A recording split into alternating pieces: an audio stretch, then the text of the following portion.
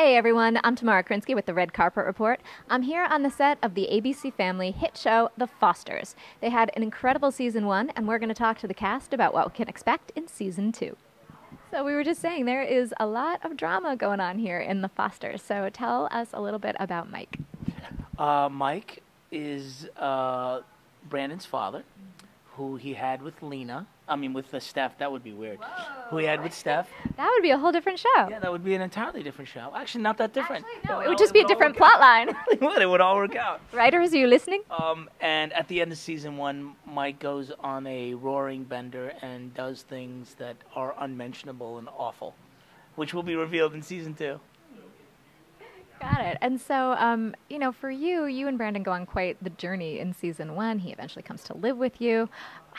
What's it been like playing a father in an ongoing series? It's different than in a film where you've just got 2 hours to tell a story. It's great because I get to reveal each week when I read the script. They get to tell me what actually happens, which is great. So I never know. It's actually like being a parent where you actually go, okay, all right, this is what I got to deal with now. All right. And tell me what it's like working with Terry Polo. It's hysterical. That's what I hear. So, okay, what variety of hysterical? Like, is she a joker, a prankster? This is what it is. So once they say action and you're in a scene with her, she's extremely giving. She's always solid. And sometimes you're watching her work and you're like, okay, this kid's unbelievable. Yeah. It's no surprise that she's here.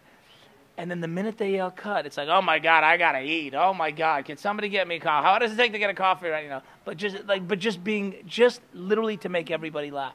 So there's not a lot of tension on the show much longer when she's around because she'll just cut it right with humor. Nice, and that's good because you've got a lot of kids on this show. She's outstanding. I mean, and she's, her and Cher are quarterbacks. Yeah. They're our leaders, and you got Cher who's extremely intelligent and wonderful, but takes more of a back seat, and then there's Tara who's out there, out of her mind. So if they're the quarterbacks, what position are you? I would say, God, I don't even think about it. I'd be somewhere on the defense. You do always kind of seem to be defending yourself a little. I would be somewhere on the defense, I think, yeah. And for you, you have kids, yes? I do. Yeah, so what's it like going back and forth between your fake family and your real family? Do you bring your kids on set? Like, how does that all work? Well, first of all, this is a true story. My 17-year-old has not been to the Foster set yet. Really? Yeah. She's like, yeah, whatever. It's like I'm just dad. Like, I don't want to go to dad's work.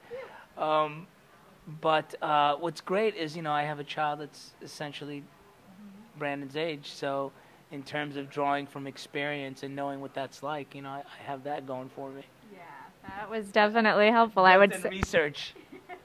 Do you ever go to the writers and like, okay, this happened. Can you guys check in on? No, because they're just on top of it anyway. And they know Mike. They have a very good feeling about where Mike is going and who he is and what his challenges are. So when they tell me, this is what we're going to do this week, great. Now, one of the things, this show is on ABC Family, and it is, a family show. There's a lot of issues involved. How, as an actor, do you sort of walk that line between this is a big, heavy moment, we need to portray this, and, bringing a real grounded character to life? Well, I think it's important for an actor that it's important to the character. It's not important to the scene. Is sort of the way I look at it. So something may not be that important to the character, but from an audience's perspective, it's really important. So I just really try to keep everything from Mike's point of view. And in this era of social media, you are getting, speaking to the audience, a lot of immediate feedback, which is different than things were at the beginning of your career. How does that feel? It's terrific. It's being an actor in 2014. It's making the adjustment. This is what it is.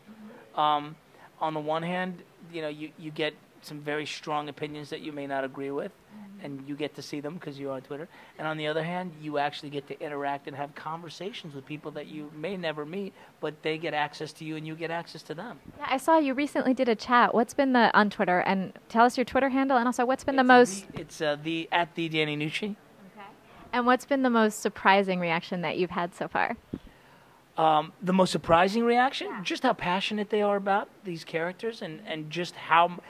I think the thing that surprised me is how creative they have all gotten in taking pictures and making posters about how long the wait till June 16th is. It's remarkable to me. They are so creative They have taken like pictures, and it's remarkable. I mean, go look, it's outstanding. I've seen some of the fan art. I had noticed the calendars. I'm going to go back and look for that. It's just great. You know, they just got random people crying and saying, "This is how I feel." I mean, it's just terrific. Now, on the show, Brandon, obviously, music is very important to him. You're a musician in real life. I You am. play sax, yes? I do. I play sax. I write music. I made a record. Yeah. So, All of it. Play shows. so okay, if Brandon gets over his injury, might we ever see a father-son duet? No, because Mike's not a musician. That's purely Can't they a make him musician one? thing. Yeah, that's not Mike. I don't think Mike has a musical bone in his body. Ah, He got skipped over. And what are you most excited about fans seeing in Mike's journey for season 2?